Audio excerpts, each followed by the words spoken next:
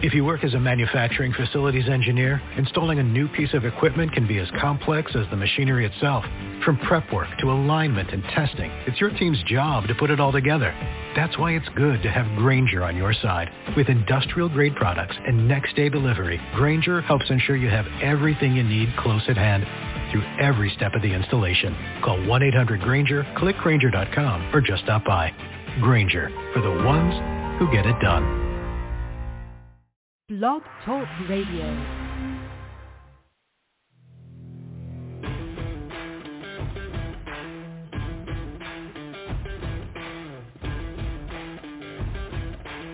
The following broadcast is brought to you by the iGolf Sports Network. Golf Talk Live is sponsored by the iGolf Sports Network and Golf Tips Magazine. Here's Andrew to tell you more about our sponsors. iGolf Sports is a live stream broadcast and media production company providing quality programming designed to attract the golfing enthusiast. And Golf Tips, the game's most in-depth instruction magazine, including reviews on the latest equipment, tips from top teaching professionals, all designed to help you improve from tee to green. Welcome to Golf Talk Live with your host, Ted Odorico. Join Ted each week as he speaks with some of the best in golf. This week's special guest will join us a bit later. But first up is another great discussion on Coach's Corner. So let's introduce tonight's Coach's Corner panel. All right, good evening, everybody, and once again, welcome to Golf Talk Live. I'm your host, Ted Odorico, and we've got a great show for you tonight. As mentioned, we'll be starting off here in just a moment with the Coach's Corner panel discussion. I've got a great guest with me this evening. She's been a regular now for the last several years, and I'm excited to have a great conversation with her, and I'll bring her out in just a minute. And then a little bit later on, I'm going to be joined by this evening's very special guest, interview guest, a little bit later on the broadcast, Sean Slater, and he is the Senior Brand and Product Manager for PrideSports and Softspikes. He'll be joining me on the second half of the show, so hope you'll stick around. Just remember, we are live every Thursday evening from 6 to 8 p.m. Central here on the blogtalkradio.com network. And obviously, the best way to find us, if you're not able to tune in live, is go to blogtalkradio.com/golftalklive and just scroll down to the on-demand section. Obviously, during the live broadcast, it'll be front and center. But if you're unable to, as I said, go to that link and listen live, then you can scroll down to the on-demand section and you can listen to it in its recorded version a little bit later on when it's convenient for you. But either way, glad that for those of you live tuning in, and I'm going to introduce tonight's panelist, and it's Sue Weger. She's been a guest, as I said, many times over the last several years. She's a #1 best-selling international author, motivational speaker, and peak performance coach. And she is a 26-plus year LPGA Class A golf professional, and the owner of Weger Consulting. Her book, of course, is Golf: The Last 6 Inches, Change Your Brain, is available at Amazon.com. So, Sue, welcome to Coach's Corner. Thanks, Ted, for having me. Looking forward to the conversation. Thank you, as always, and I appreciate you giving of your time. As we were talking off air, it's not always easy, so I appreciate when the folks that come on the panel and guests and that are able to do that, especially break away from a busy day of teaching. So always grateful for that. So yeah, well, you got to step on the gas sometimes to get off the lesson tee and make it back. So I always appreciate people giving of their times and so often for so many years. So again, thank you for doing that. So I thought, since it was you and I tonight, that we would have a discussion about some of the. Now, this is obviously going to be can be certainly generic within the golf instruction industry, but some of the things we're going to talk about are things that you've adopted, and we'll get some of the reasons why you've chosen that. But I think it'll help everybody that's listening, not just from the teaching side, but also from the student side, why it's important. So the first one I want to tackle is you sort of subscribe to the theory, and as do I, that that a student can at some point become their own best coach within themselves. And if they want to elevate not only their game, but obviously their life, they need to be able to accomplish that. So give us just a general overview of what you mean by that and how you sort of create a platform to help them achieve that. Yeah, I think the first thing I always talk to my students about is finding out what kind of learner they are. So a lot of people are either visual, auditory, or kinesthetic. And if you understand who you are or what kind of learner you are, then what I do basically is if I find out that they're a kinesthetic learner, then I teach in terms of kinesthetics, which means, what do you feel? Or, what are you feeling when you're in your backswing, for example? Or what are you feeling when you're standing over the ball? That's a kinesthetic person. An auditory person is somebody that will hear things, and they'll learn by hearing what you're saying. And then the visual, of course, is somebody that you need to demonstrate to them exactly what you want them to do. So that's the first thing. The other thing is I always talk about with my students is are you right-brained or are you left-brained? So left brain is a very analytical brain, so they think about every little thing, in their swing, and the right brain is more of the creative side. So I just teach people similar to what Vision 54 talks about in regards to when you're in there's a think box and there's a play box, and when you're in the think box, you can be in the left side of your brain.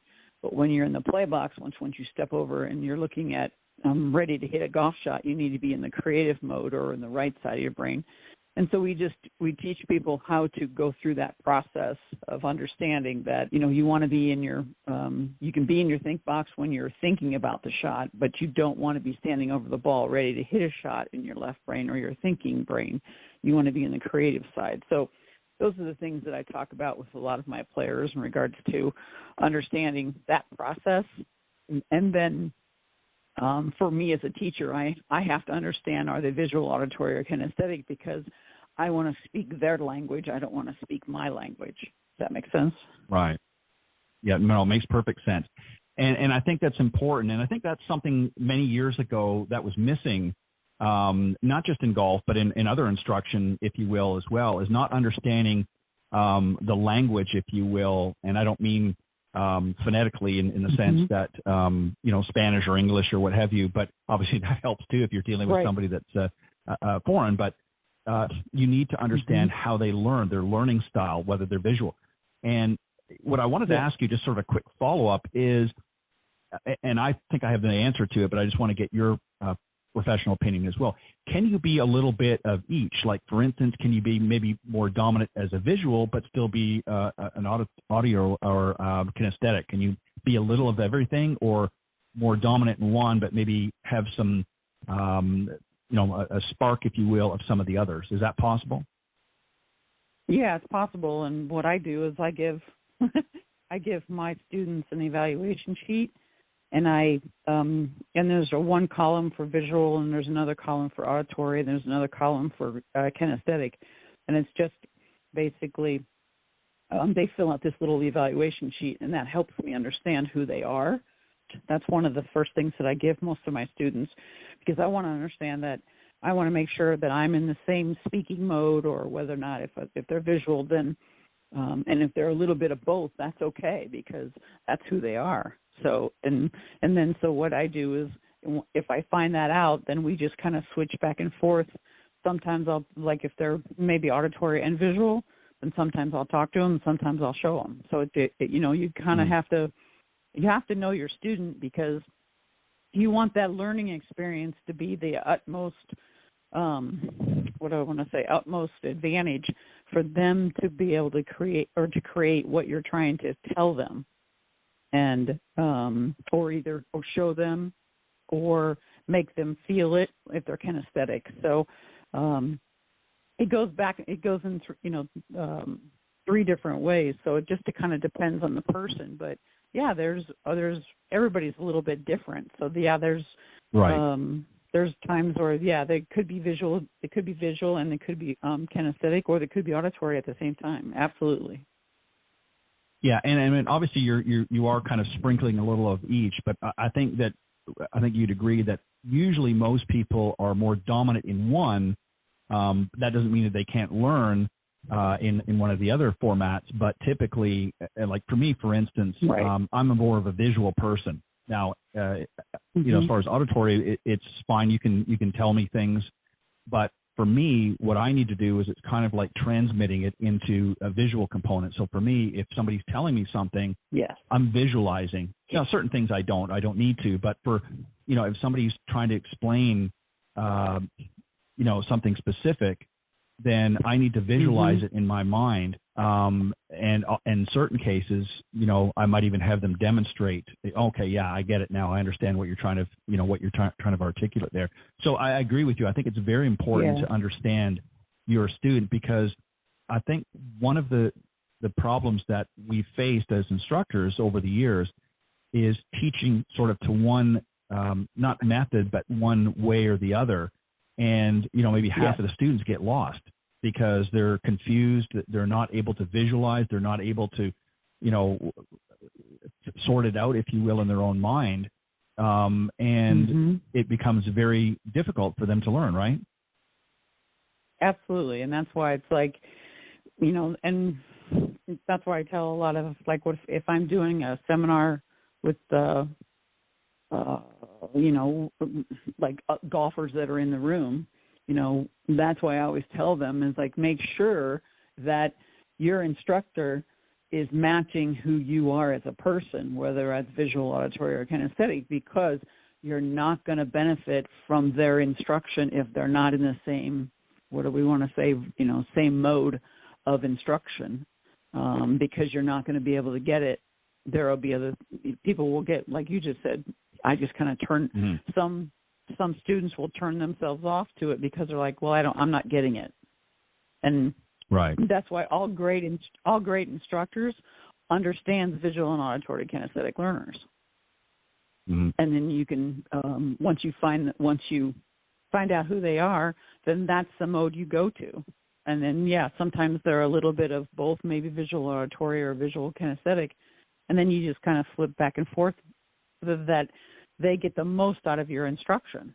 But a lot of you know, instructors only will teach who they are as a person.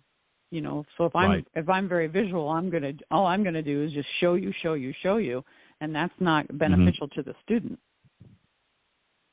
Right, exactly. Especially if they're especially if they're auditory or something like that, or kinesthetic.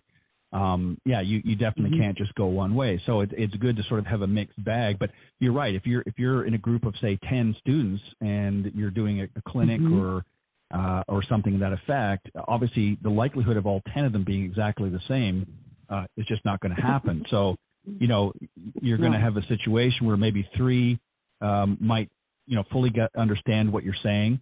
Maybe another 3 or 4 might need to visually see it, and then the others might need something different altogether.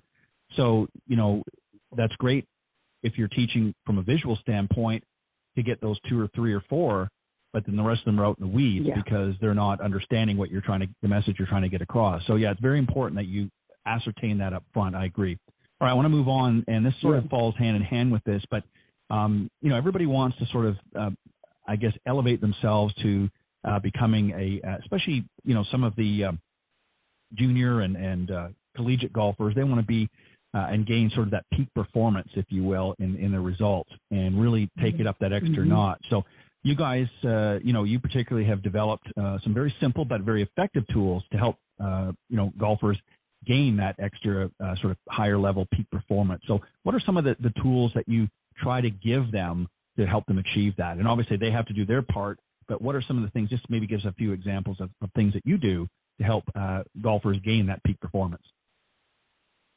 The first thing that I do is I give them an evaluation sheet when they go play. And that evaluation sheet is not about scoring. It's about how you're feeling, what you're learning, and then how could you do it differently.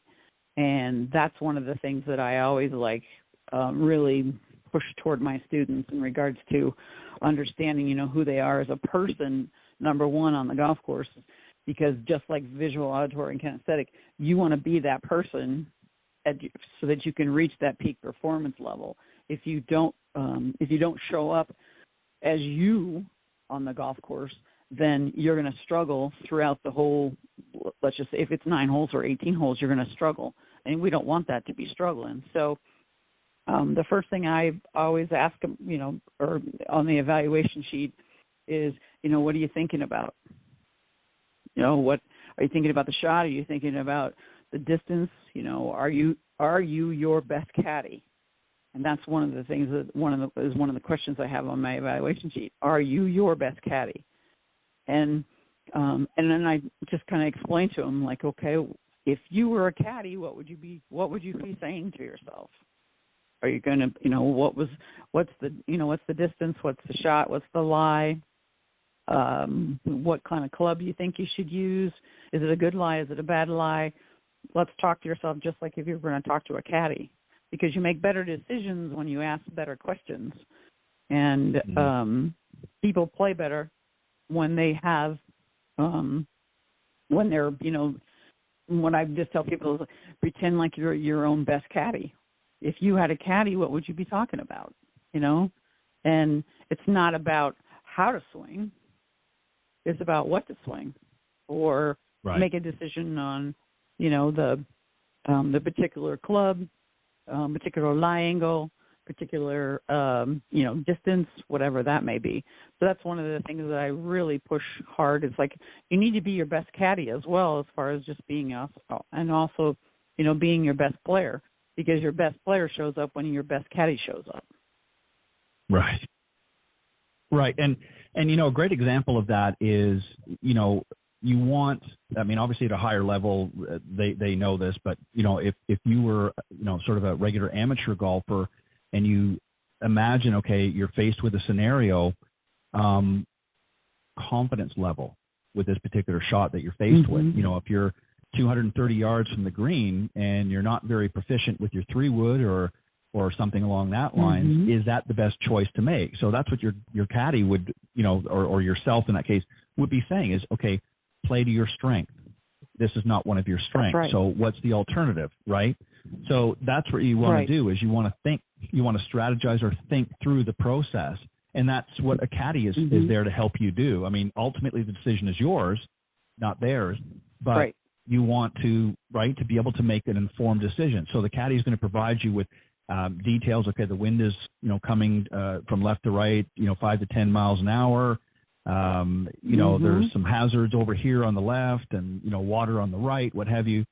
So those factors need to be addressed. And that's what a caddy is going to provide you with certain data points and that for you to understand. But ultimately the decision is yours. But you know what your abilities are. And obviously at a professional level, the caddy does too. But sorry, go ahead. No, it's just like, that's why, I tell people, because most people when they play, they don't have a caddy. So I'm like, you need to be your best caddy. So what does that really mean? So you need to, you need to speak the same language as a caddy, which means, okay, when you're up there preparing for a shot, pull out the caddy hat and put it on and start asking the questions of what a caddy would ask, because that's smart playing versus going to guess and go ahead and just hit the shot. That's not very smart. So, I just tell people to be your best caddy, because what I want to say is you ask different questions when you are talking in caddy mode, if you may. And versus standing over a ball thinking, okay, I have to do this or I have to do that and I have to do that. No, it's not about that. It's about, okay, what's the situation giving you? Is the like you said, is it 230 yards and the lie's not very good, which means if the lie's not very good, you better not hit a 3-wood. You better hit a 5-wood. You have a little bit more loft. Those type of things. And that's what that's what I push. Yeah. Right. And that's where, you have to think before you play. You have to, sort of analyze and put that together. And then also, how you feel plays into this. If you're in a situation where maybe you're not really feeling your best that day, sometimes you get a little of the old brain fog and you get out there and you're just not thinking well because of how you're feeling. Maybe you were up late the night before or something or what have you, and or for whatever reason you're just not feeling at your best. Sometimes you make rash decisions that way. because if, you're not feeling your best, you out of frustration, you just say, well, I'm just going to hit this and whatever and move on. Ultimately you end up adding to maybe an already struggling round. You've now added another bad shot, and then that makes you feel worse. So sometimes if you're not feeling at your best, maybe an even more conservative approach to how you play is needed. So, again, using that example of 230 yards, okay, maybe what I can do instead is, instead of trying to go for that birdie or what have you, I'm going to hit 2 shots to get on the green.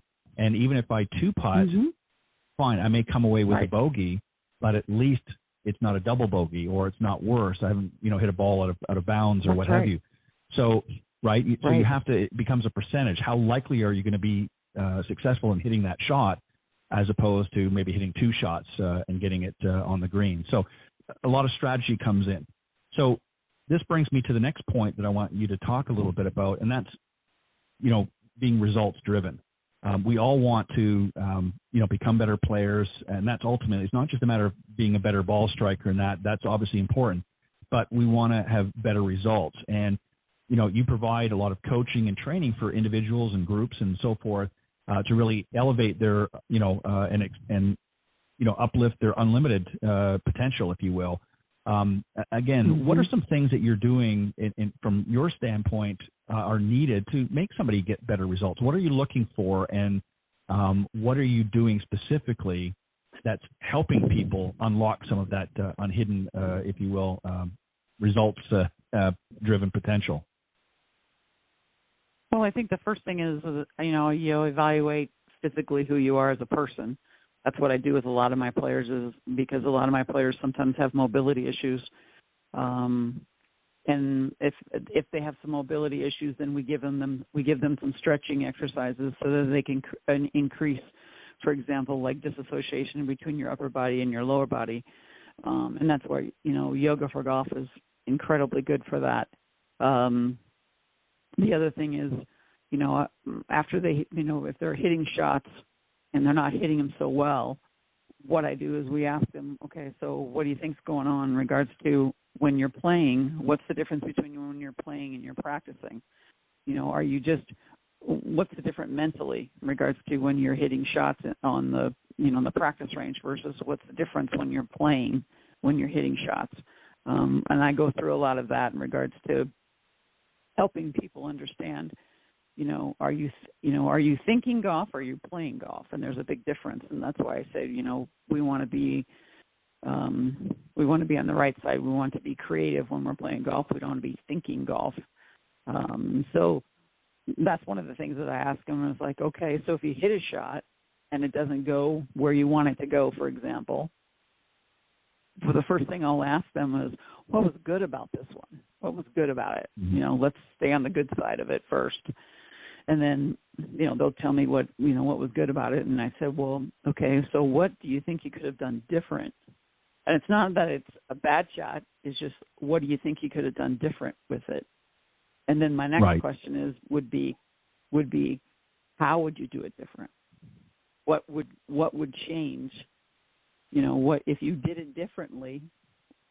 How would you change it?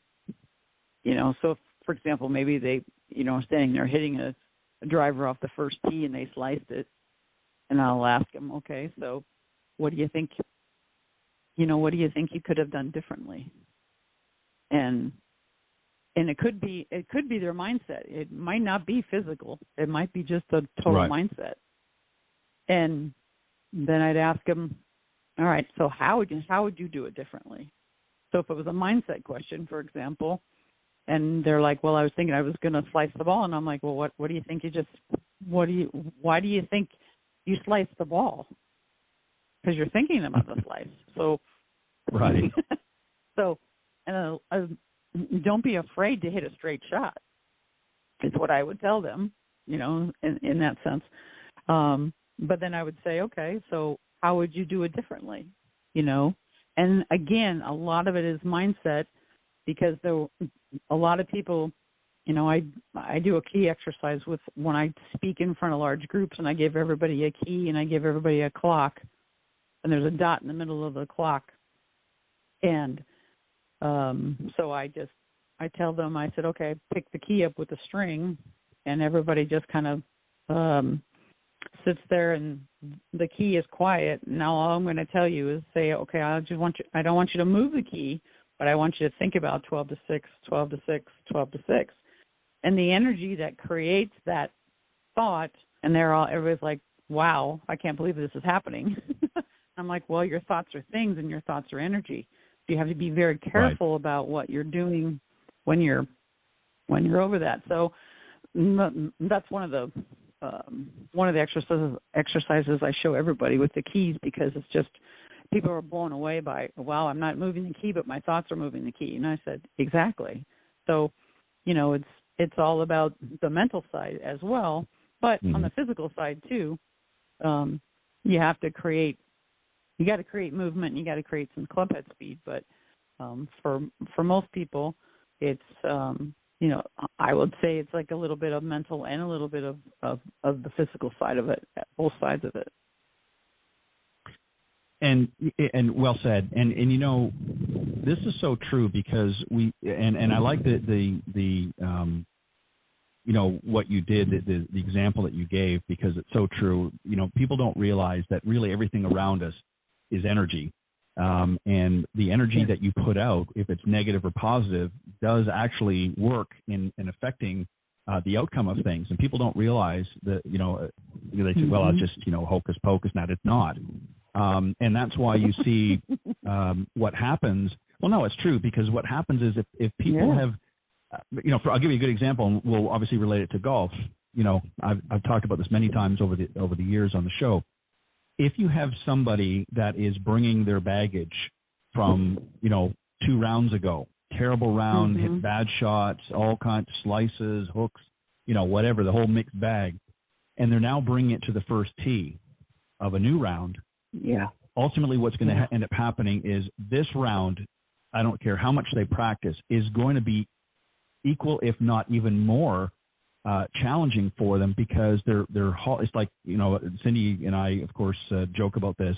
I've said this many times. It's like dragging luggage, in the terminal at the airport.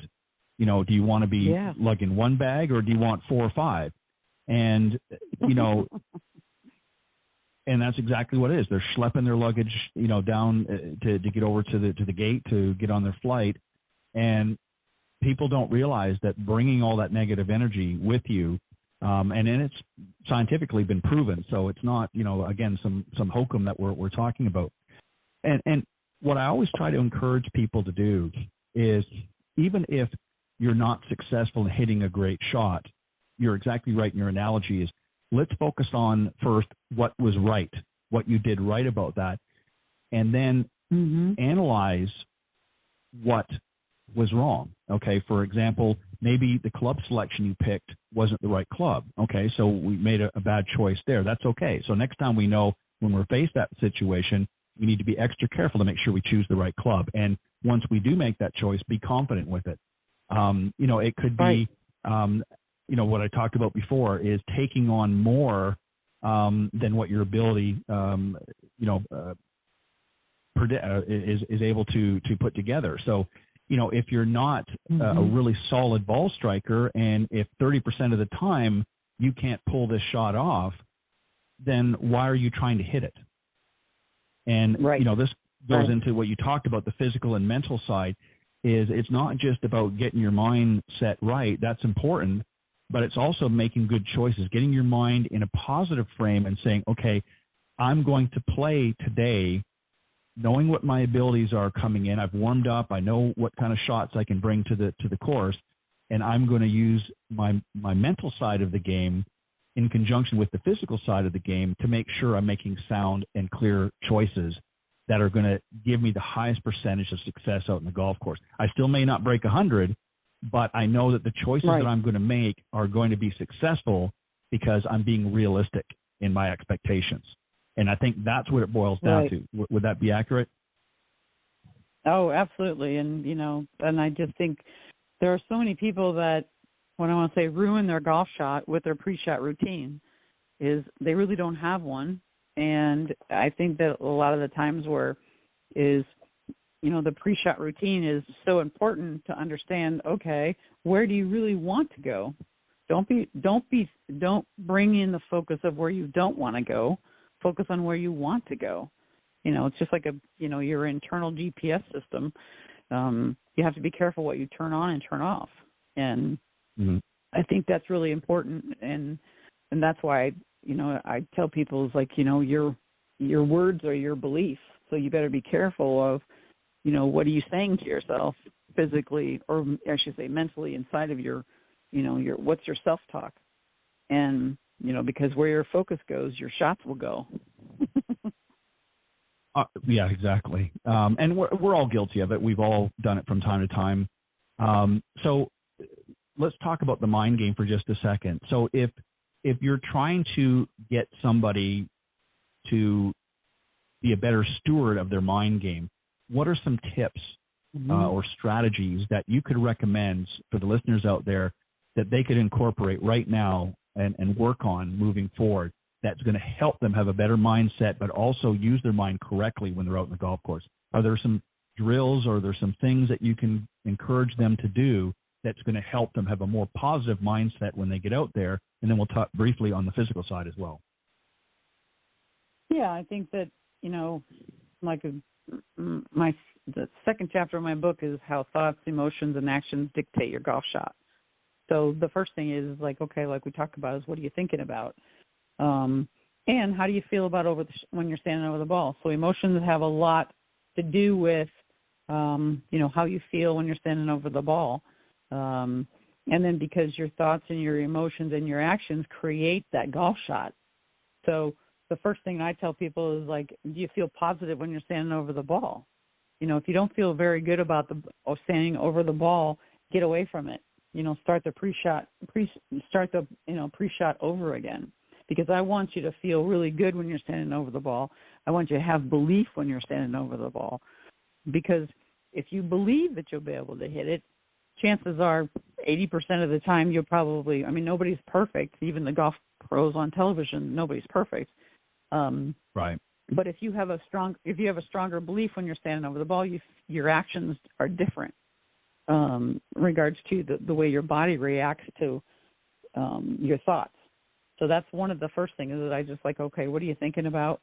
How are you in a positive emotional state, or are you in a negative emotional state? That's the first thing I talk to them about in regards to what are you feeling like over the ball? Do you feel like you trust yourself, or don't you trust yourself? If you don't trust yourself, you better get away from that golf ball, because your emotions drive your actions, just right. like, in life.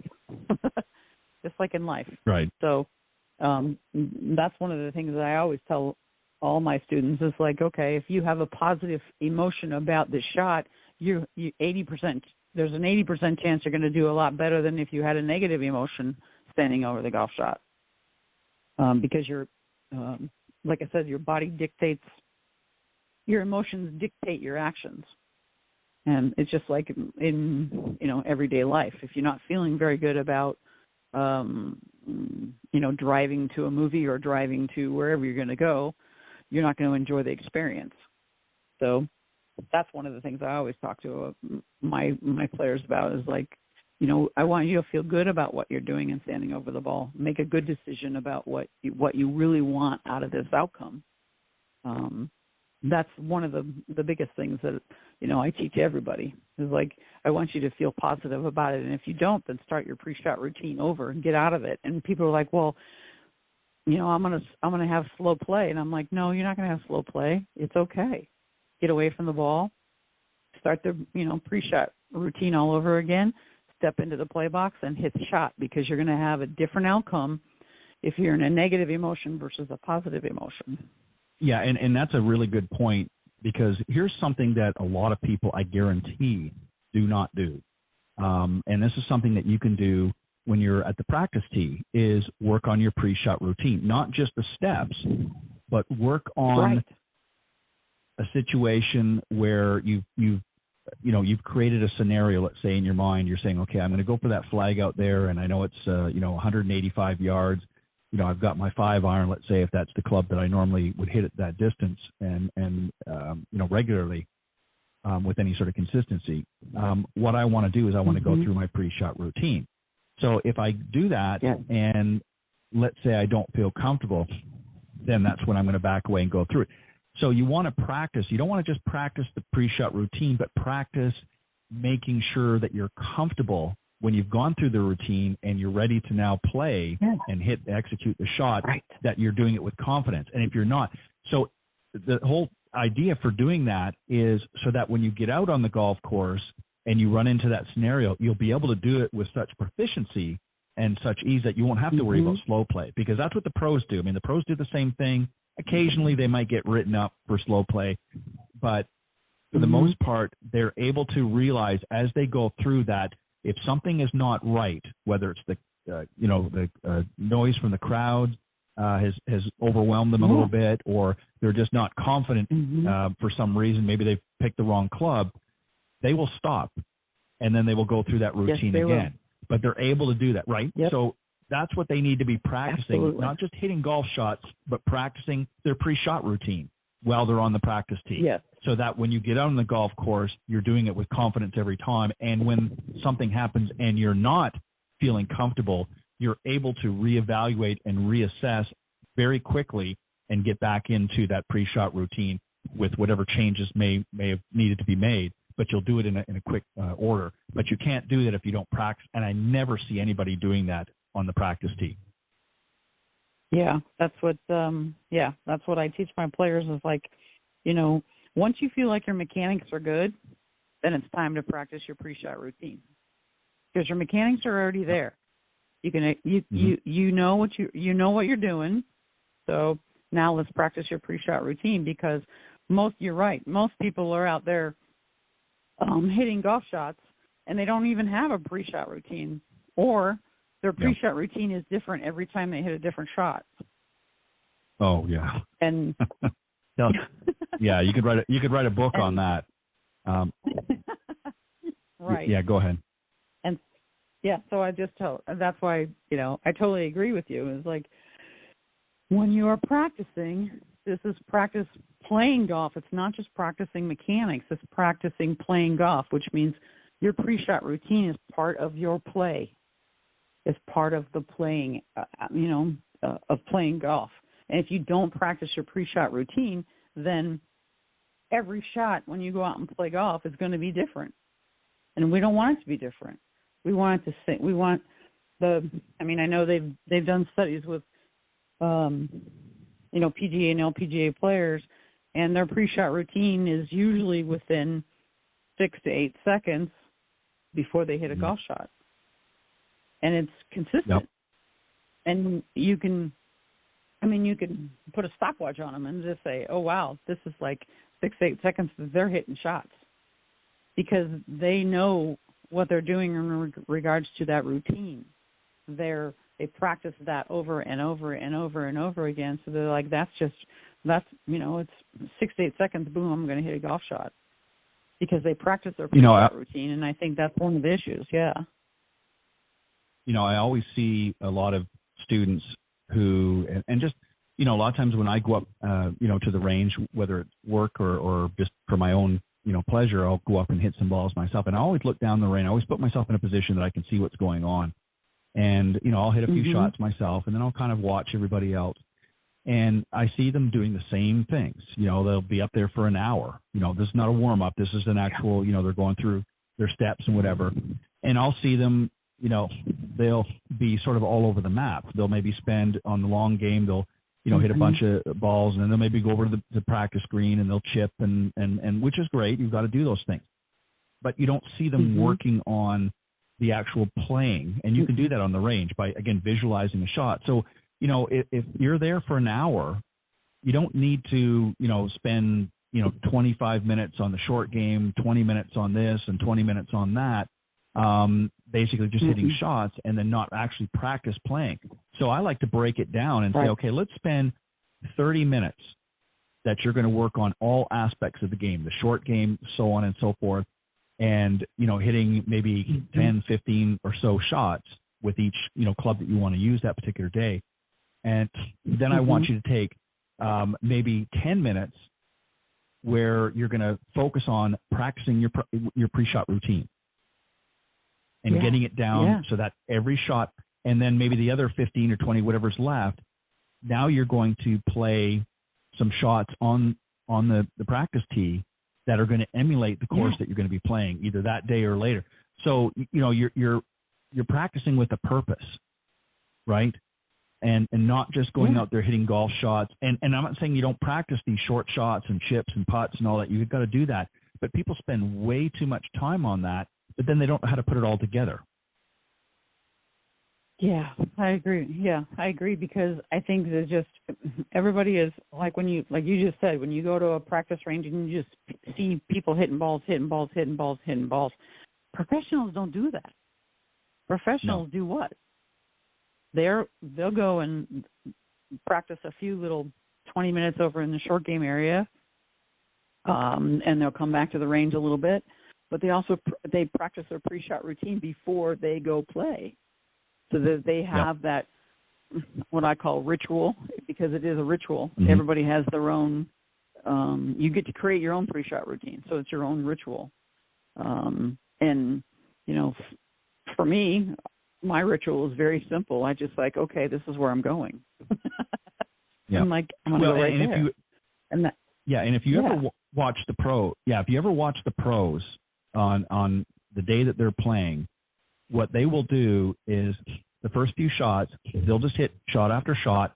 That's a warm up for them. They're getting their muscles warmed up. They'll do some stretching. You'll see them do that, because I've been on the practice tee and on the before they go out and play their round, and I'll watch these guys very intently, and I'll watch how they, everybody has a little bit different style, but essentially they'll warm up a little bit, they'll stretch and whatnot, and they'll hit a few warm up shots, start going through the routine. Whatever club they're going to hit next, they'll actually go through the routine. So initially, when you see them hitting a few shots like that, that's just the warm up part. That's just, they're going to take 5 minutes and warm up, make sure everything's loose and ready to go, and then they'll actually start, preparing for what they're going to be faced with out in the golf course. So maybe if they're, they want to see how their driver's going to be that day. And, they're not going to go through every club in the bag, because it's not a full warm-up session or a full, teacher session. What they're doing is they're just warming up in preparation, but they actually go through their pre-shot routine, and they're selecting specific clubs that they know they're going to be dealing with a lot out in the golf course.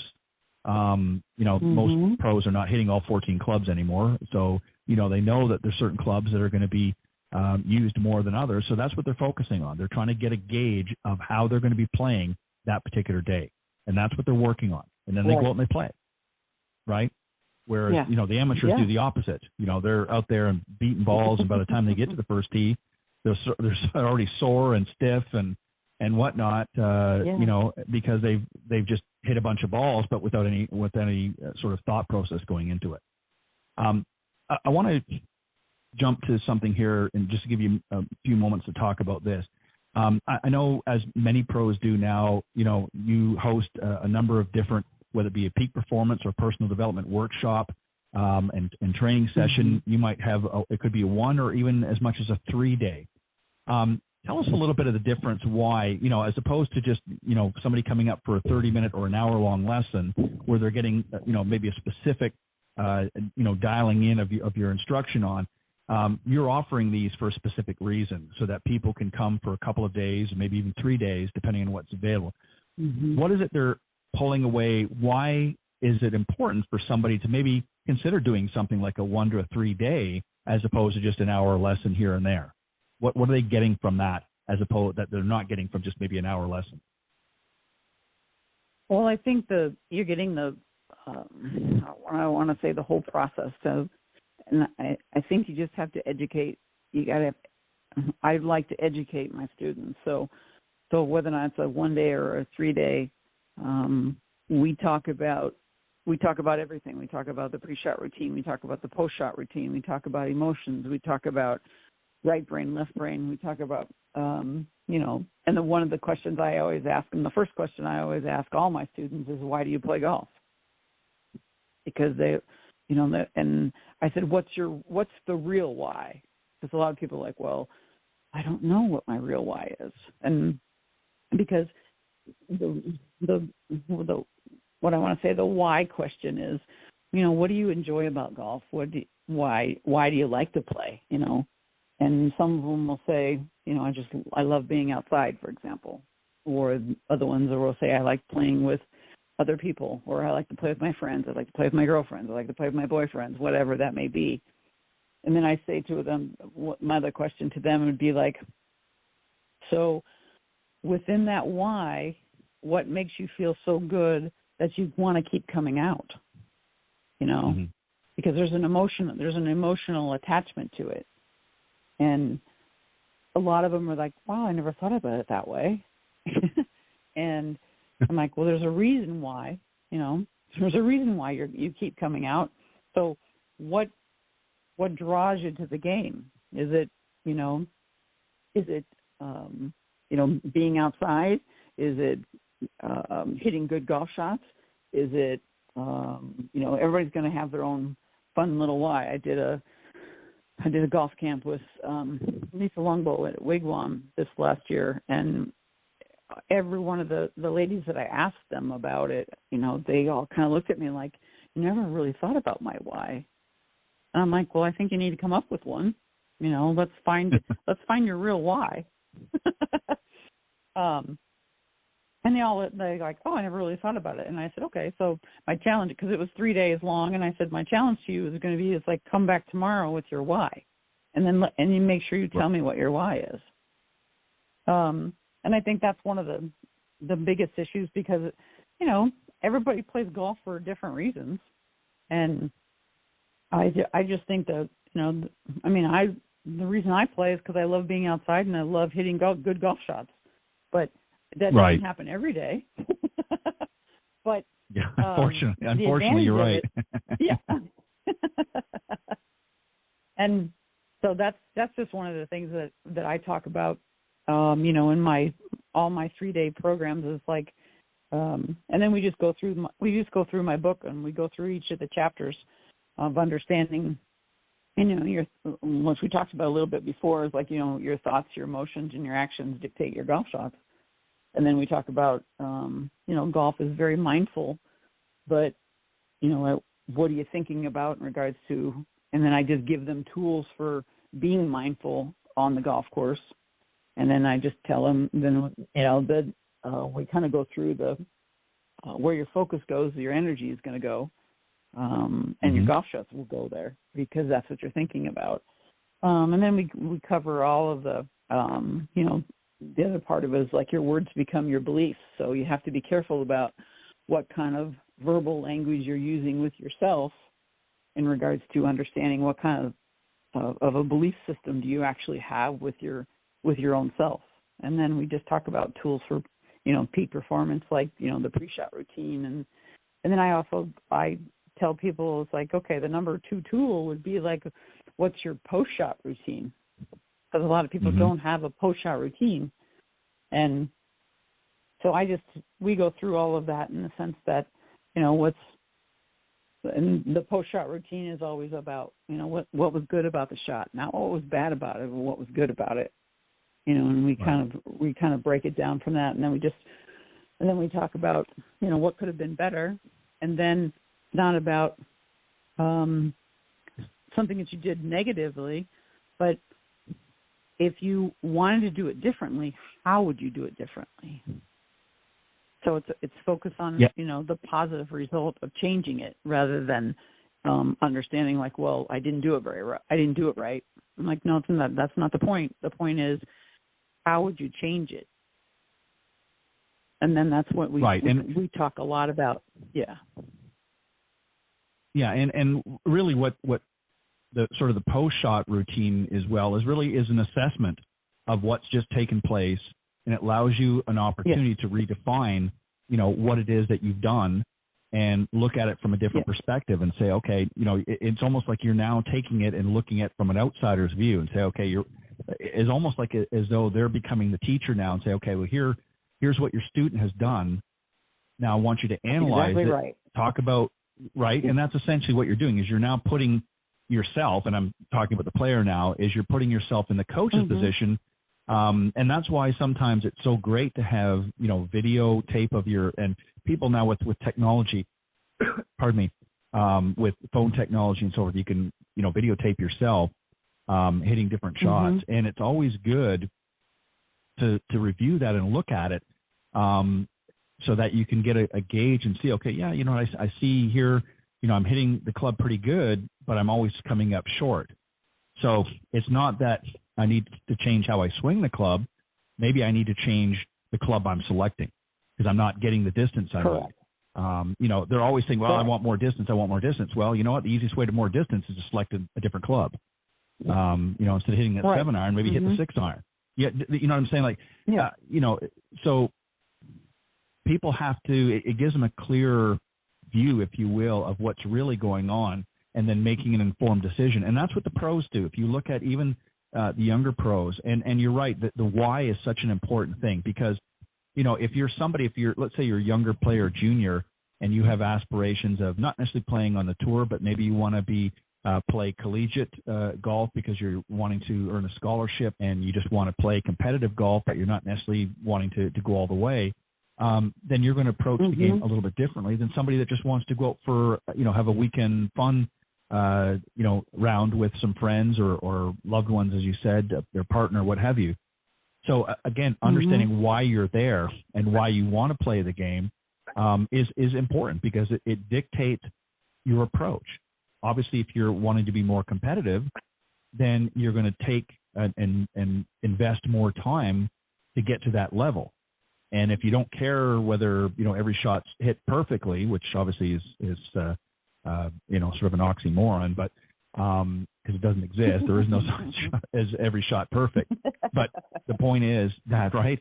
So the idea is you want to be able to look at it objectively, and that's the best way to do it. Just as we get ready, because we only got a few minutes left, and I obviously want to give you a chance at the end to, as I always do, to let the folks know. You'd mentioned earlier, things like yoga, and I know that you're TPI certified, which is Titleist Performance Institute certified. You're a golf fitness certified trainer, and you have multiple certifications in all different genres and that. So well-versed, not just as a golf instructor, but other areas that obviously complement. The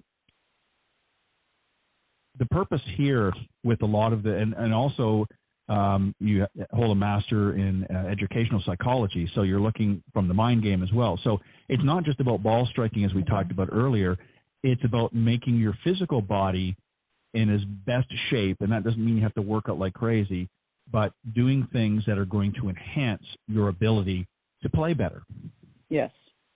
Yeah, and I think the biggest word out there is what's called disassociation, and the disassociation is the difference between your lower body and your upper body. And if anybody's interested, they can just email me because I've got it's just a 5-minute, you're just laying down on the ground, and it increases your disassociation between your lower body and your upper body. And all it is really just stabilizing your upper body and mobilizing your lower body. It's just a 5-minute stretching routine that I give to all my players because most of them don't have that disassociation, and they don't know that they don't really understand what disassociation is. And just like in the backswing, you turn your shoulders and you only turn your shoulders 90 degrees, but your lower body only turns about 42 degrees, for example. Right. But on the downswing, your hips are completely gone through. And most people don't have that mobility to disassociate between their upper body and their lower body. So, that's the biggest thing is disassociation. Most people don't have it because they just they don't work at it. For example, because they don't know it. They don't know the difference between moving the lower body versus moving their upper body. And it's like a 6-minute exercise that you just, you're stabilizing your shoulders and you're moving your hips, and then you basically move your shoulders and you stabilize your hips. And that's one of the biggest issues with a lot of players that I see. Yeah. And it's so important to understand, and, if you're working with, and I'm, talking to the audience here, if you're working with a golf instructor, some are certified in a variety of different genres as Sue is, and some aren't. And if they're not, then usually they have somebody that they've partnered with that maybe is golf fitness certified, and they can refer you, to them and whatnot, and if they're not themselves. Because you want to make sure they are. And same thing with yoga. I mean, yoga is not just yoga. I mean, there are different types of yoga that are specific to, so you don't want to be doing, just say, well, I'm taking a yoga class, so I'm fine. No, there's certain things that are conducive to helping your golf game, different stretches and things like that and positions. So you want to make sure you're doing it right. And Sue, if you don't mind, I would love, just for my own reference, after we go off air, you and I, maybe you could email me, that what you were just talking about. I would love to take a look at that. Who knows? I'm getting older. I need to get on the floor and do some stuff as well. So, and I promise I'll just keep it for myself. But it's important. So I want to give you just a moment or two if you want to let the folks know where they can reach out for you, because I think, we didn't talk about a lot of these different things because I want them to be able to go to you and you can help them with so many different, as mentioned, your Yoga for Golfers certified, Titleist Performance Institute, and many other certifications. So I'm going to send them to you or let you give them the information to go to you and reach out and communicate, and you can, put your expertise to work and help some folks out there. So, but Sue, I want to thank you very much. It's been an interesting discussion. I think we've touched on a number of different topics. And again, I think these are areas of the game that are really overlooked by a lot of our amateur golfers, particularly. Pros seem to know a lot of things that we're talking about, obviously, with the mind game and obviously the physical game. It's not just about hitting balls up at the range. There's a whole component to becoming a better player. And that's ultimately what you want to be. It's not, you don't want to be a range rat. You want to be a better player. And so some of the things that we talked about here. But Sue, go ahead and give out your information to let the folks know how they can reach out to you. And obviously, if you want to do a quick plug again for your book, by all means, go ahead. Yeah, you can get my book, Golf Last 6 Inches, Change Your Brain, Change Your Game. It's on Amazon. You can reach out to me at any time. I'm at swieger@gmail.com. My cell phone is 480-392-6563. And, I always enjoy our talks, Ted, so I greatly appreciate you. Well, thank you, and I always enjoy them as well. And, as I've said to everybody here, and we talked a little earlier before going live, the real purpose of this program is really to not just get into, obviously we can't get into really deep discussions here on instruction because we don't have the benefit of visual. But the idea is to sort of lay the groundwork for people to get a better understanding of really how they can become better players. Again, a lot of people get frustrated. It is a challenging game. There's no doubt, but it can, you'll never master it. Even the best players in the world will tell you that. But you can certainly improve, become a peak performance golfer, whatever level you want, once you understand the why, of course, why you're there. But the best way to do that is to reach out to the instructors that are on the program. So, Sue, thank you very much for joining me tonight. It's been an interesting conversation. And, again, you can contact her at the information provided and check her out. And check out her book. It's available at Amazon.com. But, Sue, thank you very much. I appreciate you spending some time with me this evening. And I look forward to the next time when you join me in the Coach's Corner panel here on Golf Talk Live. Have a great weekend. Thanks, Ted. Have a great weekend. All right. That was Sue Weger talking with me on Coach's Corner segment here. A lot of different things. I said some great nuggets. I'm going to be joined by my very special guest here in just a moment. But first, let's hear a message from Golf Tips Magazine. The following ad is sponsored by Golf Tips Magazine. Are you tired of being short off the tee? And what about those 3 putts? Forget about it. It's time you got serious about your game. Golf Tips, the most in-depth magazine in the industry. For over 30 years, Golf Tips has delivered expert content such as the latest golf instruction from America's top pros, simple-to-follow practice and game improvement drills, fitness and mental game tips, equipment, training aids, accessory and apparel reviews, golf destinations and travel tips for every budget, and so much more. Don't miss a single issue. Go to golftipsmag.com and subscribe today. All right, welcome back, and thank you for joining me this evening on Golf Talk Live. As I mentioned at the beginning of the show, if for some reason you're not able to listen to the entire broadcast live, of course, we are live every Thursday evening from 6 to 8 p.m. Central here on the blogtalkradio.com network. You can basically go to the link blogtalkradio.com/golftalklive and just scroll down to the on-demand section. And after the end of the show, it will be there in the recorded version in its entirety. And also, if you've missed some of the previous episodes and you want to go back and listen to some older ones, they're all there in order from the most recent, obviously being tonight, and working backwards. And we've got 11 seasons of them, so there's a lot of good information there. All right, I'm very excited to have tonight's guest. We're going to talk about a number of different things, but let me introduce him first. His name is Sean Slater. He's the Senior Brand and Product Manager for PrideSports and Softspikes. He oversees their product creation and brand marketing initiatives for both groups, and with more than 12 years experience working for major brands like New Balance and Titleist, he is no stranger to developing products built to help athletes perform on the world's biggest stages.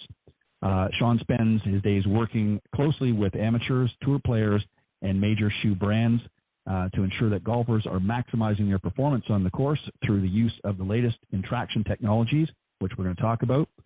He received his bachelor's degree in business administration and marketing from Elmira College and holds a master's degree in marketing from Leeds Beckett University in England. So please welcome my very special guest this evening, Sean Slater. Good evening, Sean. Welcome. Hi, Ted. How are you? I'm doing very well. How are you doing this evening? Very, very well. Thank you very much for having me. Excited to be here. My pleasure. So before we get into some of the specifics, I always like to, especially with first-time guests that come on the show, just to get an idea.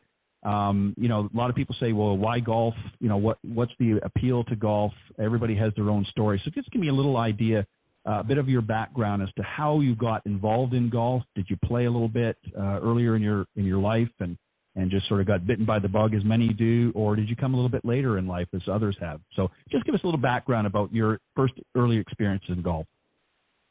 Sure. Yeah, I definitely got bit by the bug, and I got bit early. I think I was in maybe 5th grade. I started caddying at a local private country club because it was one of the few jobs that I could do being under 16 years old. Nobody in my family played.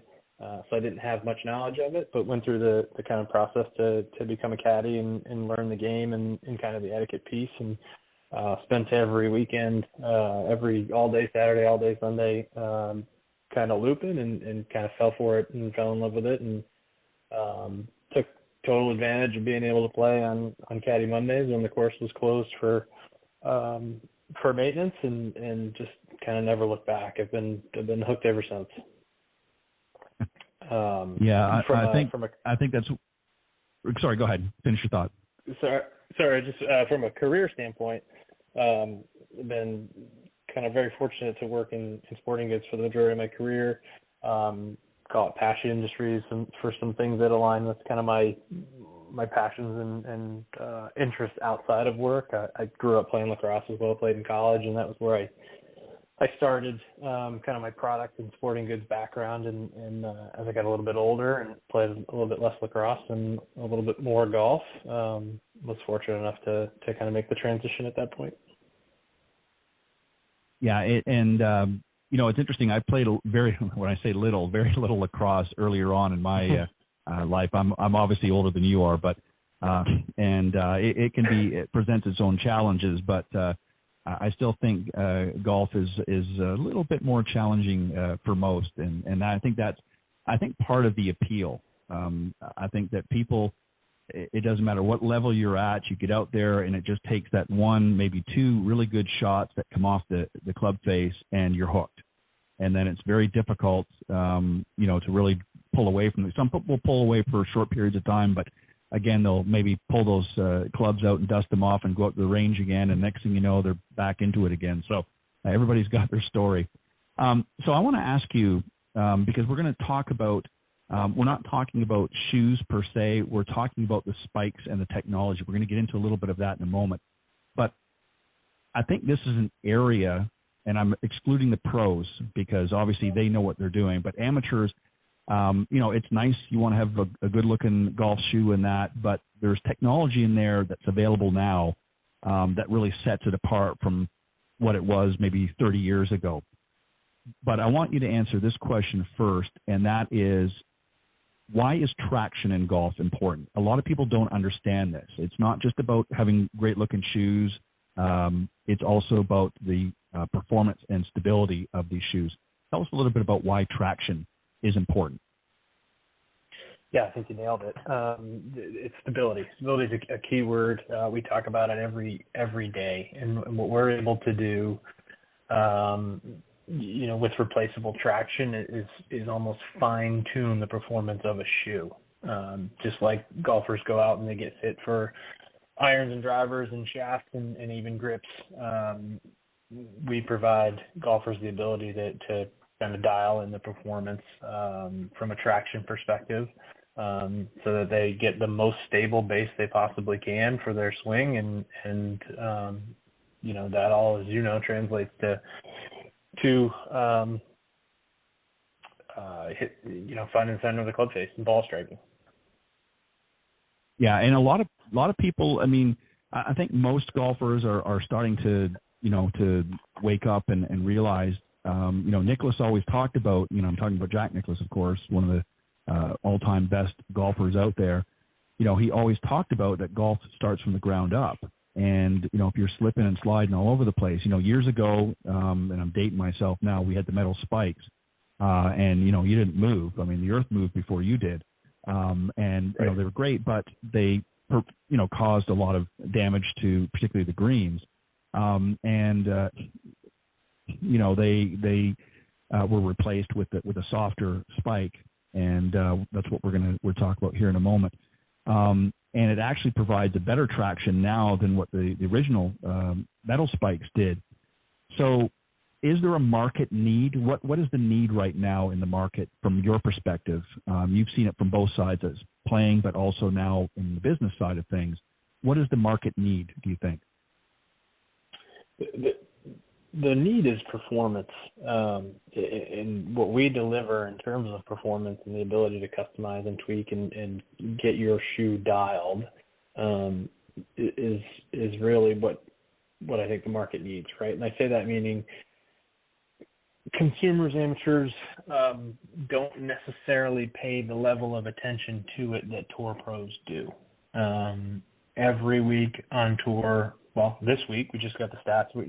85% of the guys teeing it up this week at Quail are wearing Softspikes, right? And touring professionals, they don't mess around. They know their equipment better than anybody. They test everything. The data is so accessible, just like they would test a driver shaft or anything for weeks and weeks and weeks before they put it into play. They do the same thing with footwear and spikes. So the tour pros are recognizing the performance gains that they're getting by using replaceable traction. It's often overlooked at the amateur level. So I would say from a market need standpoint, not necessarily from a product standpoint, but from a market need, it's really education of the benefits of spikes and what people are missing out on by either not changing their spikes frequently enough or by opting for spikeless shoes. Yeah, and we're going to talk about both of those here in just a moment. I want to go back to something that you just said, which was very interesting, and really the market need, in other words, for support and obviously for performance. And everybody's always looking for, that edge, whether they're playing with their weekend foursome or whether they're playing in their local club championship, what have you. They're looking for that advantage. So everybody's, of course, tuning up their game and working on that. But there's a lot to be said with having the right footwear on as well with the spikes. So talk a little bit about that. Again, the technology has changed a lot. Maybe you could talk about I mentioned earlier about the metal spikes, which was one thing, but then we came into a soft spikes. Give us a sort of a general overview, if you wouldn't mind, at where that technology has changed from the beginning when it first started on the market, when they sort of we call them plastic or what have you spikes, a softer spike, to where we are now with the technology. Yeah, so you kind of touched on the history of the brand, right? That initial transition from metal spikes to plastic spikes is, early 90s, and you talked about the damage to the green. that's kind of how we came to be, the Softspikes brand.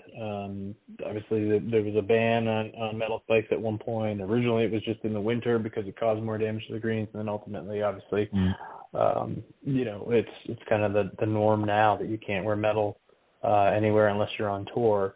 But the technology has advanced in a big way. We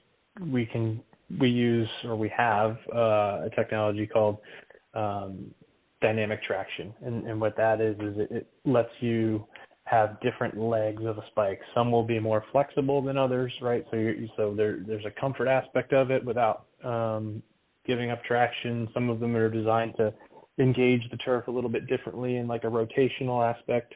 So the technology's come a long way, specifically in terms of materials, but also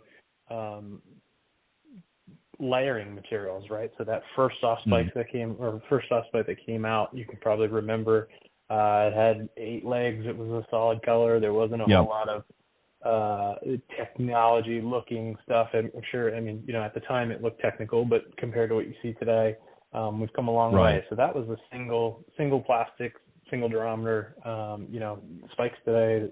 We've got 3 different materials stacked in there, and different proven shapes, and obviously the testing and the data behind all of it is there now, and probably in a lot bigger way than it was originally. Talk about the process, if you wouldn't mind, Sean. How a player chooses. I'm not talking about tour player because that's a different beast. Obviously, we're dealing with really our higher handicapper golfers and that. But obviously, there's a lot of technology that now goes into this. And I can remember when the softer spikes came on, and again, as you pointed out, they were more of a plastic, not some of the materials that are being used now. And they were very pliable. When you walked on them, there would be a lot of flexibility in that. Where has that changed? Is there a different type of spike? Is there some that are more flexible for different players and some that are more stiff, if you will, if that's the right way to put it?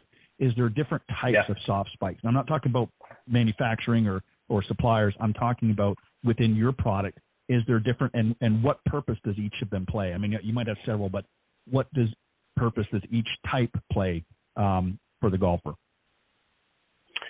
Yeah, there is. There's call it 10 or so models in our line. Each kind of has its own reason for being, anything, and it all depends on kind of how you navigate a golf course. So when I talk about getting fit for a spike, you look at our range, we've got stuff on the more flexible single material side that's going to tend to be a lot more comfortable to walk in and super green friendly.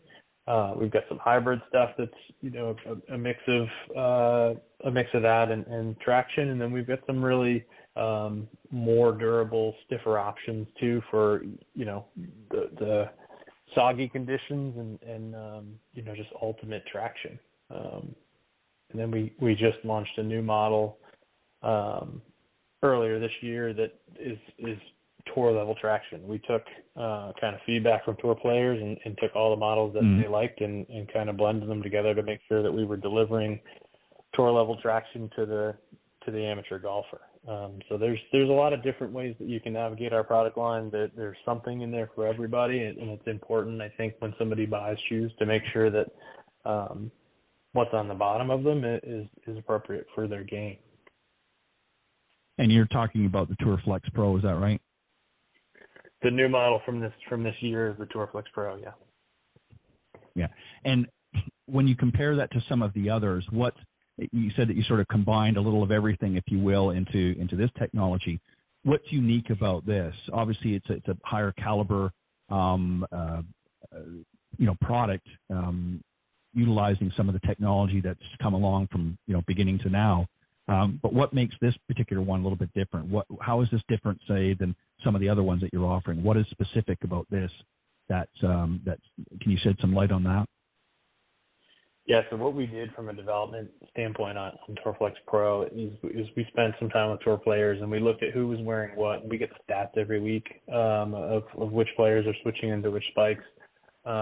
We took the 2 most popular models out there. One was Cyclone, which is a pretty aggressive rotational all plastic design that we have.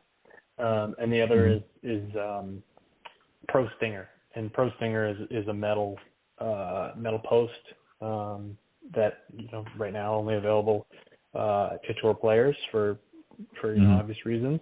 So what we were able to do is take kind of the dynamic elements and the rotational aspect of Cyclone and add a center post to it, but we made that post out of the same kind of TPU material. So we added another point of contact. So this is our first spike that has 10 points of contact with the ground, and obviously the more points of contact, the better the stability is. But we're able to emulate the performance that a tour player or a high-level amateur that is wearing metal gets from that center stinger post, but also add the dynamic traction and the rotational elements of Cyclone for just the absolute optimal traction option.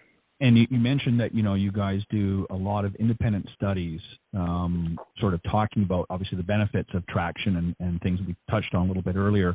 And it's not just the pros that you're getting the feedback from. Obviously, you want to target that area as well, because that's a viable market.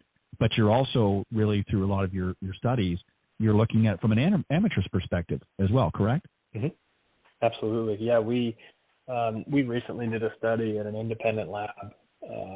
We used all amateur golfers with handicaps ranging from scratch to 18, and we had them hit drives in a spikeless model and a spiked model. Everything about the shoe other than spiked versus spikeless was the same. The upper was the same. The lacing systems were all the same. The outsoles were the same. The only difference was adding traction. And what we went into, or what we expected heading into the test, is greater traction, higher swing speeds, increased distance. And what we pleasantly got back out of the test was increased distance, tighter dispersion, and increased consistency. And when we kind of dove deeper on the data, what we found was we have a bit of a unicorn story, because the stability and the stability that the spikes were providing golfers was helping them find the center of the face.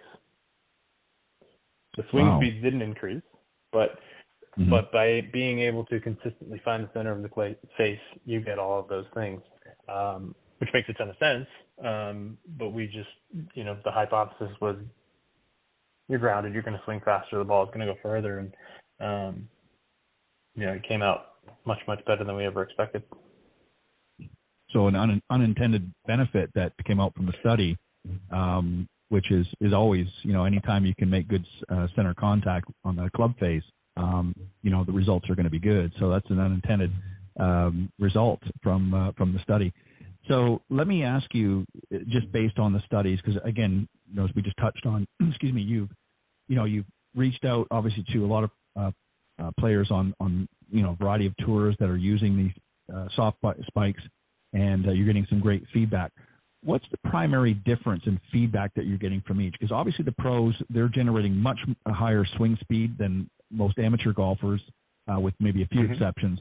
So obviously their needs are much different than, say, some of a 20 handicap. So give us an idea, just a general overview, because I don't want to get people going into the weeds here with no pun intended, but it's more technical than probably what they need to hear.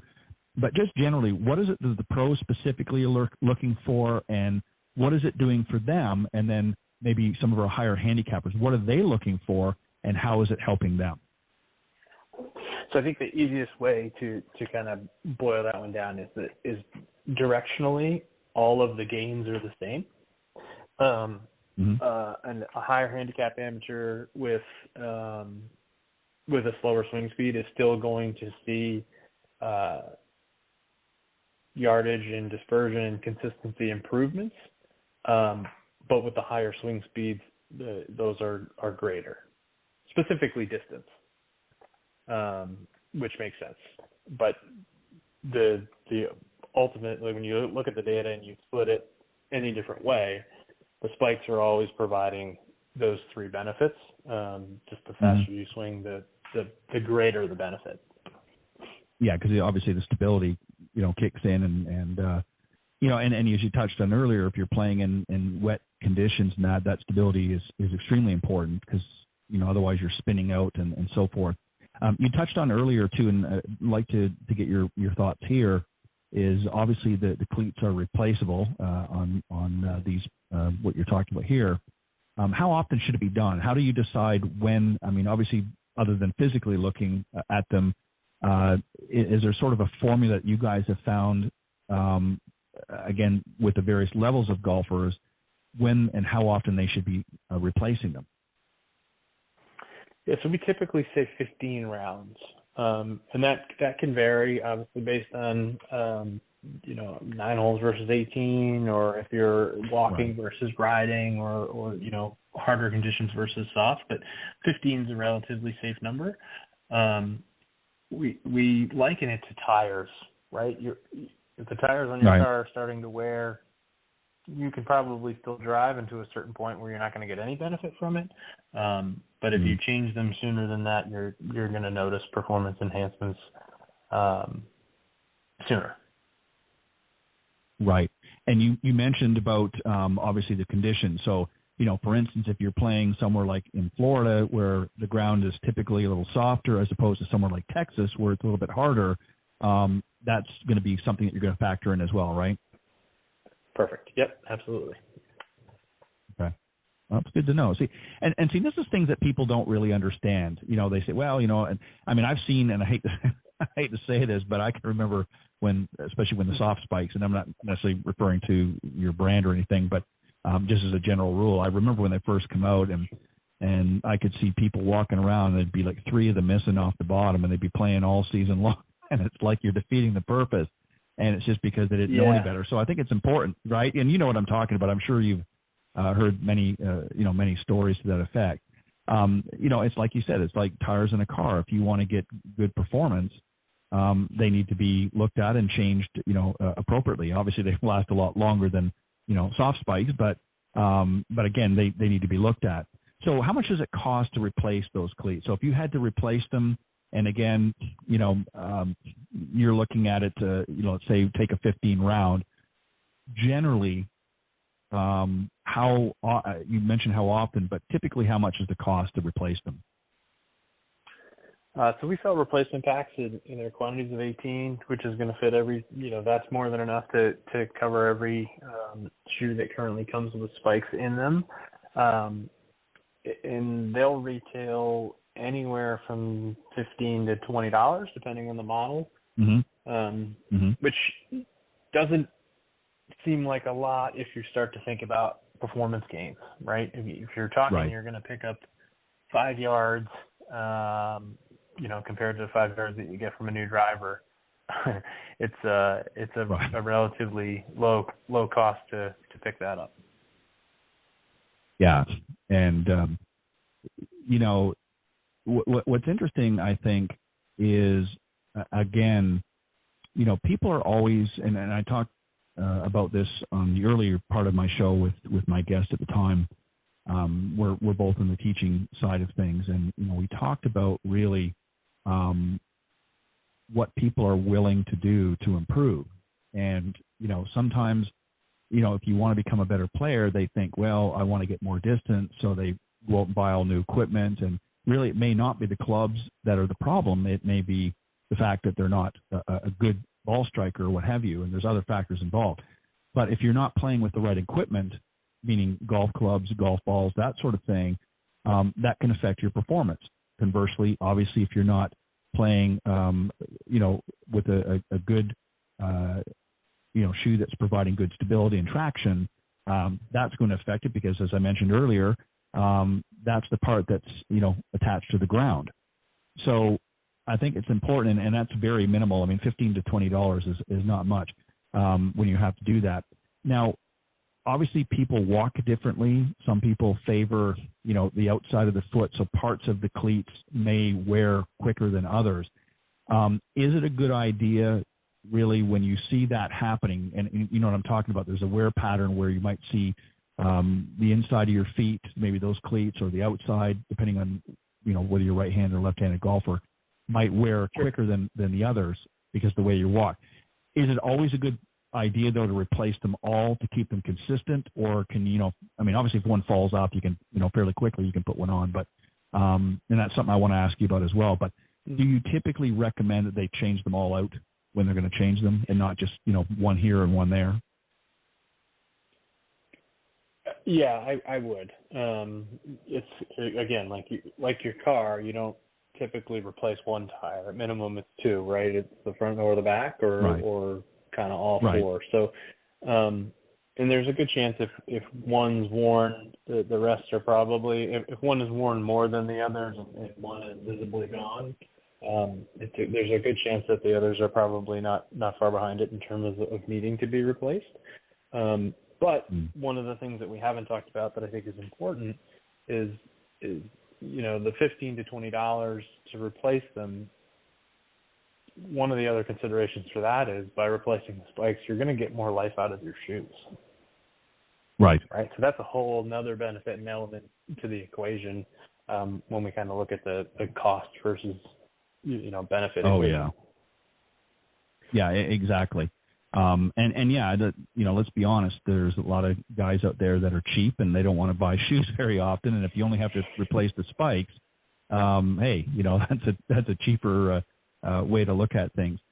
You touched on earlier too about the cleatless shoes as well. So is there an advantage between the two, wearing replaceable traction shoes like the Softspike as opposed to those that have none, that have no removable or as you call them, cleatless shoes? What's the advantage or disadvantage one way or the other? So that was the test that we did was geared at spiked versus spikeless. So the performance advantages to wearing spike shoes are, from a data perspective, it's distance increases, reduction in dispersion, and increased consistency. From a kind of non-performance benefit, obviously the length and life of the shoes is attractive to some folks as well. It's a very common conversation that we get into in our business. Our kind of position on it is there's absolutely a place for spikeless shoes, but as you kind of touched on at the beginning of our conversation, if you're playing in the club championship or you're playing a match against your buddies on the weekend, you want to give your best, you want to put your best foot forward and give yourself the best chance at success. And obviously the performance gains that you get from spiked shoes would suit that well. But if you're standing on a mat and you're grooving your swing on a Sunday afternoon by yourself, in a perfect lie, perfect condition, there's a spikeless shoe that could fit that bill. But usually when the rounds matter, the right play is spikes. Yeah, I couldn't agree more. I for many years I played as I mentioned when they were around, and I remember when they started coming out and making that change, I found it very, and it's like anything, it takes a little while to get used to change. But now, I've played the spikeless as well. The one thing I find with the spikeless, obviously, is the fact that they slide a lot more. You don't get the same stability or traction. But again, it depends on the course conditions. So one thing I did want to ask you, and I remember, and this goes back to when they first sort of changed early on to soft spikes, one of the issues, and I'm just curious to see how they've addressed that, one of the issues that I can remember was how they were connecting to the shoe. They didn't seem to always, even though you tighten them and whatnot, sometimes they would pop off or very easily in that. Has that technology as well changed how they're attaching to the shoe, that they're locking better and not coming off? I'm not saying that it's impossible, but that they're not coming off as easily as they once did, say, 15 years ago? Yeah, that technology has come a long way as well, and that's actually a part that a lot of people may not realize is that we own both parts of that system. So we work directly with the footwear manufacturers and help them develop the outsoles to take the soft spikes. When they first were introduced, that kind of first transition from metal to plastic, what changed was the spike itself. What didn't change is what we call the receptacle. So that's going to be the part in the bottom of the shoe that receives the spike. Yeah. And you probably remember it was a small metal screw Didn't really have any, it was threaded in, it threaded out. Right. That technology has changed a number of times over the course of the years. But now the majority of spikes that you'll find in the marketplace, or the majority of shoes in the marketplace, will use our system called Fast Twist 3.0. And it's still a threaded system, but it's got locking mechanisms in it. So as you insert the spike into the shoe, you'll hear an audible, and you will feel a couple clicks, just like when you're swapping a fairway or a driver head and making adjustments on it. Right? Yep. You can feel it, and you know it, and you know it's locked in. So the majority of shoes in the marketplace are using that. And the advantage, one of the benefits of Fast Twist 3.0 is that there are some older fitment systems as well that this is backwards compatible with. So it fits almost everything that you could possibly find from the last 10 years, regardless of who made it or where it came from. There's a 90% chance that Fast Twist 3.0 is going to work. Yeah, that's fantastic. And that, again, really what people want is to see improvement in their game. And it's not just, as I said, it's great to get that flashy new driver out there and, spend $400, $500, $600 on that in some cases, and not really see any difference. But they forget about the feet, and the feet's what's touching the ground, as I've said many times. And, if you're not wearing good shoes, obviously they need to be comfortable, but if they're not, if you don't have a good quality of spike on the bottom, that's going to affect your game as well. And, you've obviously done the data and done the work and the studies to come up with some analogy as to why, and, why it works and what people should be looking for and what the response has been. And that's why you guys are the number one spike on tour, bar none. So, kudos to you guys for doing that. Where do you see this technology going as you move forward? I mean, what's going to be next? I mean, I know you can't give any secrets or anything, but I'm just curious, where do you see this happening as things move down the road? What's going to be next, do you think? Yeah, that's a good question. We are just like every other manufacturer in the golf space, and I'm not speaking specifically to shoes or spikes, but every day we go to the office and our goal is to improve performance. So if what we've done with TourFlex Pro gets you 5 yards, we're in the lab, we're on the course, we're with the pros every week trying to figure out how we can make that 7 or 10. So we are constantly evaluating new materials, new shapes, new configurations. How do we get a better design, a better material, a better configuration that's going to interact with the turf to help golfers play better.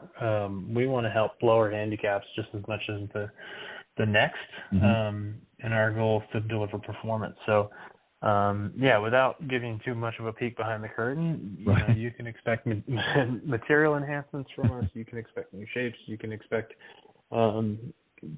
just a ton of different performance advantages. And performance advantages are not always going to be TrackMan data, right? So we talk about different spikes for different folks depending on how they get around the course.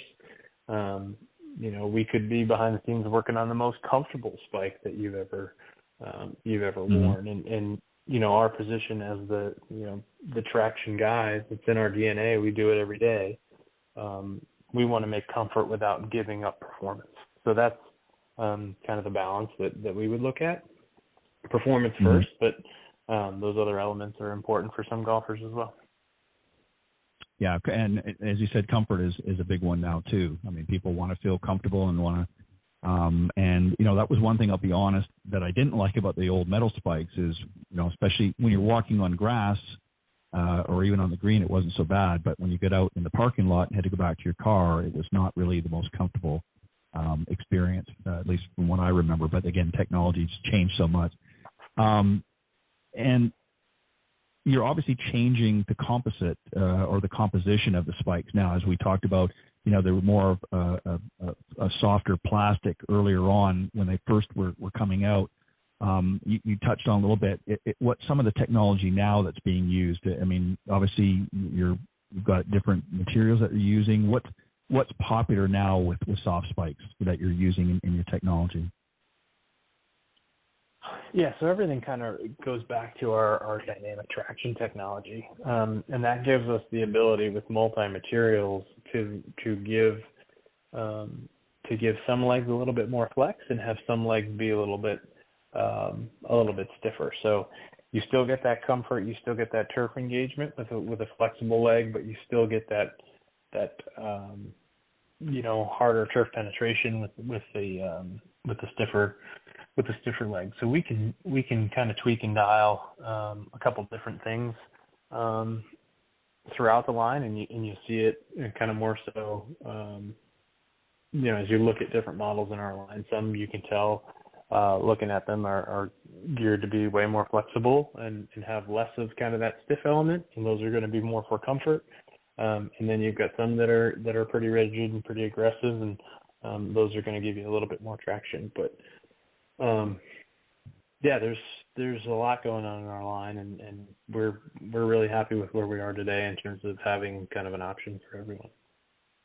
Yeah, there is quite a few different options. So just to sort of wrap things up a little bit, I'm going to give you obviously an opportunity to direct people to the website and so forth, and let them know of anything that's going on that you want to point out. But you do have a lot of product. Give us just a general overview. How does somebody decide which is right for them? I mean, with so many different products that each have their own thing, obviously we got to do a little bit of homework. But if I was somebody that's looking to buy, one of the brands that you're offering through Softspikes, or one of the how do I know what to look for? Because you've got quite a few. So if I'm sort of a newbie, let's say, what am I looking for? And how did I decide which one's going to be best for me?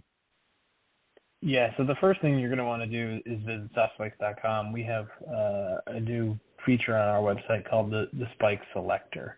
That's going to help you figure out which system is going to fit your shoes, right? We talked about Fastest 3.0 a little bit and how that fits the majority of them, but that would be your first stop to make sure that you're buying the right one to fit your shoes.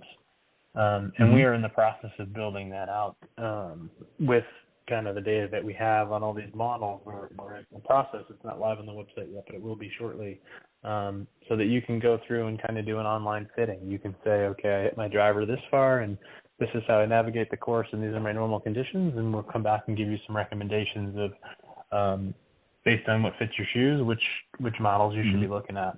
And then we'll give you a kind of a background or a backup alternative model as well. Okay. So it gives them a couple of options maybe. Because, again, not everybody, again, depending on the level of play and the style of play, as the old saying goes, one size does not fit all. But, it's good that they have the ability through that program, Spike Selector, to be able to go on and pick what's right for them based on their game and obviously the shoes that they're using. That's good because it is, a lot of people, there's so much on the market right now and in every aspect of the game that it does make it challenging. As I said, I teach the game. So when speaking with students and that, I'll hear a lot of them say, well, I don't know what to buy. And I'm not talking about specifically this, but just in general, what equipment should I be playing? I've played this for years and I like it, but, there's so much on the market and it's challenging. So now you've added another ingredient on there. Now people have to, choose Softspikes. So it's nice that you offer, an option for them to go through a process to help them narrow it down their search. And I think that's great. And as you said, you're building that out even more. Any final thoughts that you want to share with the audience? Obviously, you can share the website again, but is there anything special coming up that they need to know about? Any, special functions that you guys are putting on that you want to make them aware about? And floor is yours for a few minutes. Yeah, I appreciate that. The website from a website enhancement, that next level of Spike Selector is definitely going to be a big add. So keep an eye out for that. But there was one thing that came up in our conversation that I just wanted to kind of circle back on, and that was comfort. Sure. we talked about kind of the evolution of Softspikes and where we've gone with materials and kind of what the deliverables are, what the gains are that golfers get. But a lot of the feedback that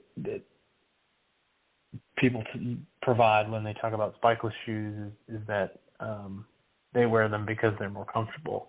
But the research that we've done and the tests that we've done is there's kind of perception that spikes are less comfortable, right? You talked about metal, and that's kind of been a lingering thing. Metal spikes were uncomfortable. With the technology and the materials and kind of what we're able to do with dynamic traction, the feedback that we're getting in our testing is that spiked shoes are just as comfortable, if not more comfortable, than spikeless shoes. So as we look at these advantages that you get on the performance side, it's just, I think, important for the audience to kind of think about and consider spiked shoes if they weren't considering it because they're under the impression that spikeless shoes are more comfortable. I think it's important that they give spiked shoes a shot, because that's not necessarily the case anymore as we've transitioned away from metal. Yeah, and I couldn't agree more. And I, from a personal preference, I agree with the spike or cleat shoes that are being offered through Softspikes now. They're much better. If you're looking, if again, depending on your level of play and your commitment and stuff, if you want to go the other route, that's fine. And yeah, they look nice and whatnot, but they don't really offer the traction, the cleatless shoes that most people are looking for. But, some people like that, and that's fine. But I agree with you. I think the spike shoe is definitely, if you're looking from a performance standpoint, they are very comfortable. They're not, not like they were, 15, 20 years ago. They're much different, and the technology, as you said, has really changed that. And obviously, you're getting the feedback to support it. So, no, I think it's great, and some great products, and very excited to it's coming down the pike. And I hope when that time comes and you're able to give us another sneak peek at what's coming out, I hope you come back and share that with my audience.